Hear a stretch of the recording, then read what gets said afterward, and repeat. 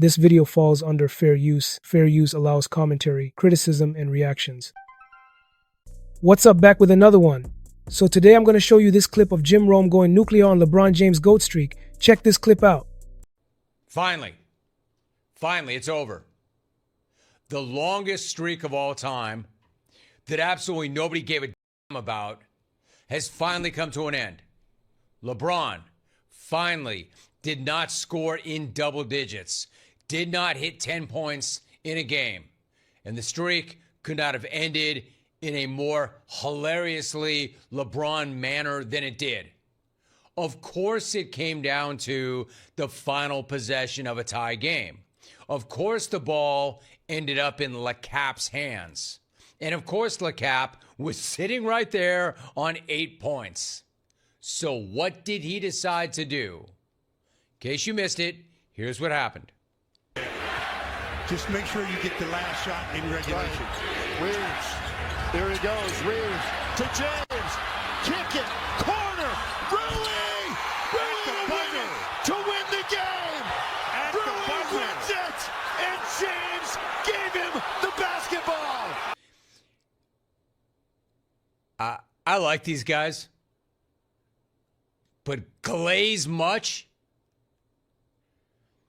Do you know why it was the right basketball play? Because that dude's not exactly a laser at 40.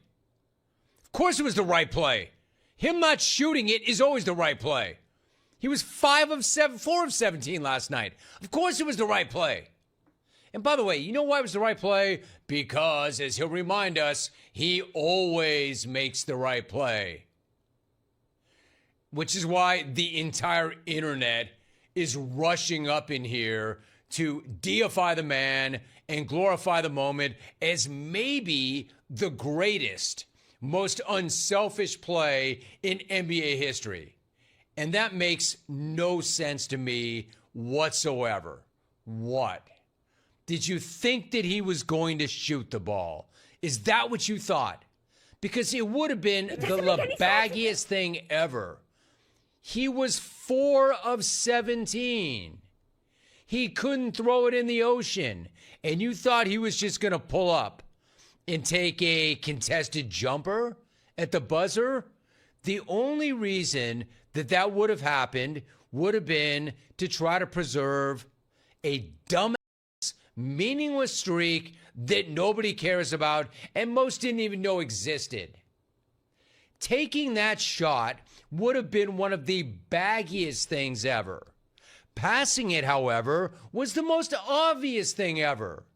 No credit for doing the most obvious thing ever, which is supposedly what he always does, right? The right thing. So, why is social media so anxious to call this play the LeBron James of LeBron James plays? It's just the obvious play, the right play, clearly. The LeBag entire basketball identity is he always makes the right play. LeBrick throwing up another LeBrick. You can tell Jim Rome is really fired up here, and it almost feels like he's hating on LeBron a bit. But at the same time, he makes a fair point. LeBron's body isn't the unstoppable machine it used to be. Seeing him not hit 10 points in a game for the first time in over 18 years is wild. To cost them the game obviously would not have been the right play. Why would the guy who always makes the right play make the wrong play? It's because people expected him to stat pad and chase his streak, which is what he did last time out, which is why people were bagging on him. How do you think he got to 17 shots last night? Chasing 10 points. Believe me, it's so hilarious to me that he's some kind of legend and hero for that. The last place he wanted to be was in that place, having taken 17 shots already and couldn't even get his 10 points. Of course he gave the ball up. 1, because it was the right play, and 2, him taking a shot there would have been the baggiest stat padding move ever. But all of a sudden now it's some kind of grand, magnanimous act. Like, how noble of LeBag not to fully bag it all up this time. What a hero for not stat padding and chasing some stupid record that nobody even cares about. Can I say this again? Nobody cares about scoring 10 points every game. Nobody. Stop acting like this is one of those streaks that everybody talks about. That'll never be broken. And never mind whether it'll be broken or not. Will anybody even care about it ever? There's never been a thing about LeBron. It will never be a thing. It wasn't a thing before LeBron, with LeBron, or after LeBron. It's not even a real streak. Because the fact is he was held to 8 points by the Mavs in Game 4 of the 2011 Finals, 4 years after this alleged 10-point streak supposedly started.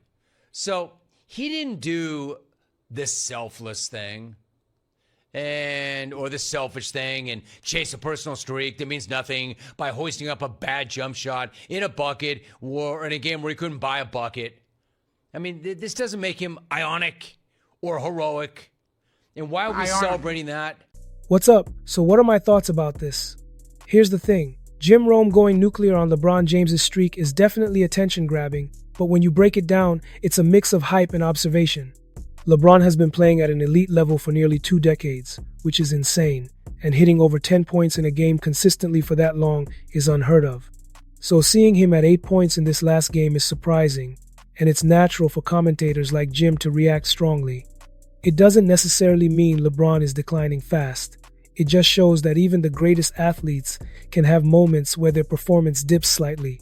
Some people feel like this is a sign of slowing down, especially with how demanding the NBA schedule is and the wear and tear on LeBron's body over the years. But at the same time, it's important to remember his legacy, the records he's set, and the way he continues to impact games, even when numbers aren't what they used to be. This clip highlights the tension between discussing peak dominance versus current performance and why fans love debating it. Everyone wants to see if LeBron can maintain elite play or if age is starting to catch up.